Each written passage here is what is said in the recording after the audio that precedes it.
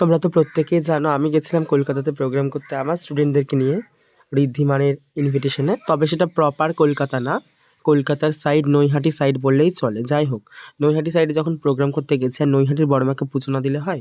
আমার স্টুডেন্টরা এবং আমার গার্জেনরা খুব ধরেছিল নৈহাটির বড়মাকে আমরা কিন্তু পুজো দেবো দাদা ভাই, যে করে হোক তুমি আমাদের নিয়ে যাবে। আমি তাদের কথা কি ফেলতে পারি? কারণ তারাই তো প্রোগ্রাম করতে যাবে আমার সাথে। যাই হোক, তাদের কথা মাথায় রেখেই আমি তাদেরকে নিয়ে বেরিয়ে যাই হোটেল থেকে রেডি টেডি হয়ে নৈহাটিতে পুজো দেওয়ার জন্য। আর আমাদের এখানে ট্রেনও চলে আসে, আমরা লোকাল ট্রেন ধরে নৈহাটিতে নামি এবং নৈহাটি থেকে জাস্ট হাঁটা পথ 2 মিনিটের সামনেই মন্দিরটা, একদম স্টেশনের পাশেই মন্দির। সেখানে গিয়ে আমরা ভোগ, ফুল যা, যা নেওয়ার সমস্ত কিছু নিয়ে নিই এবং পুজোর লাইনে আমরা দাঁড়ানোর চেষ্টা করি। কিন্তু এত লাইন ছিল যার জন্য আমরা পুজোর লাইনে দাঁড়াতেই পারিনি এবং পুজো আমরা সে মন মতো দিতে পারিনি। একজন কাকুকে দিয়ে আমাদের পুজোটা আমরা দিয়ে নিয়েছিলাম।